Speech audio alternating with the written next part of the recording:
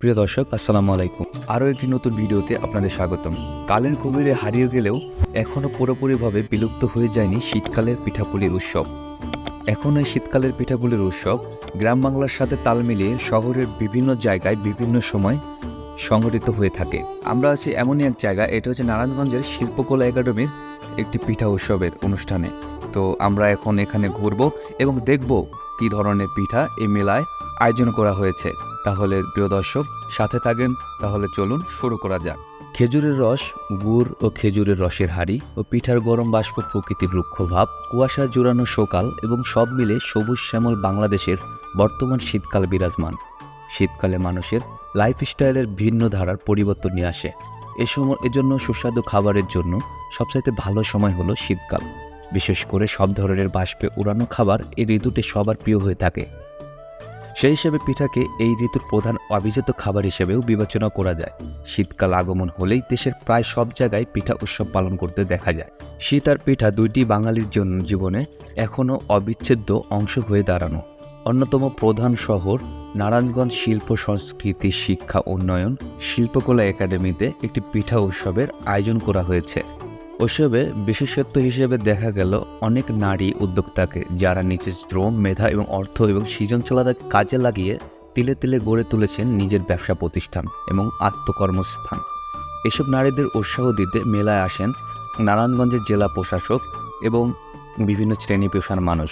মেলায় সাজানো হয়েছে প্রায় 20টি স্টল দিয়ে এবং সহযোগিতামূলক এবং প্রতিযোগিতামূলক প্রতিষ্ঠানের সমন্বয়ে স্টলগুলোতে বিভিন্ন ধরনের পিঠার আয়োজন করা হয়েছে এবং যা ক্রেতাদের মনোযোগের আকৃষ্ট করতে অন্যতম উপযোগী।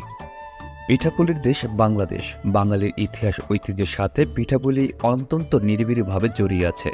ভাতের পরে একচটিয়া বাঙালির খাদ্য সংস্কৃতিতে সবচাইতে বেশি অভ্যস্ত পিঠাপুলিতে। এদেশের লোক ইতিহাস ঐতিহ্য এবং পিঠাপুলি অতপ্রতভাবে জড়িয়ে আছে। অববাহন কাল থেকে লক্ষ্য করা যায় পিঠা ও লোকজ নান্দনিক সংস্কৃতির স্বতন্ত্র ধারা।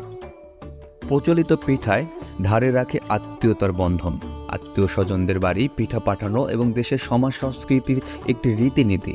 সমাজে এ ধরনের নিয়ম পালন হয়ে আসছে বহু বছর ধরে। পিঠা শীতকালের মজাদার খাবার হিসেবেও দেখা যায় বাঙালির ঘরে ঘরে। পিঠা খাওয়া শুরু হয় মাঘ মাস আর শেষ হয় ফাল্গুনে। চৈত্রেও কিছু কিছু পিঠা খাওয়া হয়, কিন্তু তখন পিঠার স্বাদ, গন্ধ এবং শীত মৌসুমের মতো তত সজীব থাকে না, কেননা নতুন ধানের চাউলের সুঘ্রাণ ও আর্দ্রতার পুরনো চালের আটার মধ্যে ততদিনের। এছাড়াও মেলা সাংস্কৃতিক অনুষ্ঠানের আয়োজন করা হয়েছে।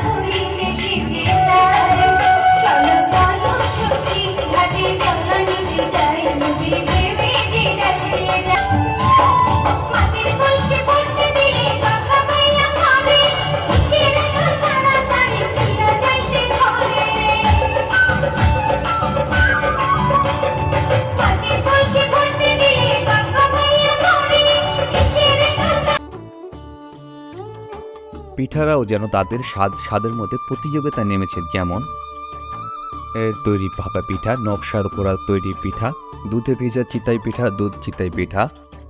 বাংলাদেশের প্রত্যেকটি অঞ্চলে শীতকাল আসলে শুরু হয়ে যায় পিঠে খাওয়ার আমেজ। পিঠে খাওয়া শীতকালীন সময়ে সময়ে উৎসবের মেলা বাংলাদেশের গ্রাম থেকে শুরু হয়, শহর অবধি রাস্তায় দেখা মেলে। পিঠার দোকানে গ্রাম বাংলার প্রত্যেকটি বাড়ি বাড়ি পিঠে খাওয়ার। ছোট বড় প্রত্যেকটি শহরে রাস্তার ধারে ধারে ছোট দোকান দিয়ে এই পিঠে তারা তৈরি করতেছেন। শীতের পিঠা নিয়ে উক্তি সম্পর্কে জানতে চাইলে সম্পূর্ণ গল্পটি মনোযোগ সহকারে দেখবেন। আশা করি এই শীতকালীন পিঠা তৈরির সব আপনারা জানতে পারবেন। শীতের পিঠা আসলে বাঙালিদের পিঠা খাওয়ার আর ওরা ধুম পড়ে। এটা নতুন কোনো বিষয় না, প্রাচীনকাল থেকে বাঙালিদের এটা ঐতিহ্য। প্রাচীন থেকে বাঙালিরা শীতকালে পিঠে খাওয়ার একটা উৎসব শুরু হয়। প্রত্যেক বাড়িতে বাড়িতে শীতকাল এলে গ্রামের প্রত্যেক ঘরে ঘরে ফজর থেকে পিঠা বানানো শুরু হয়।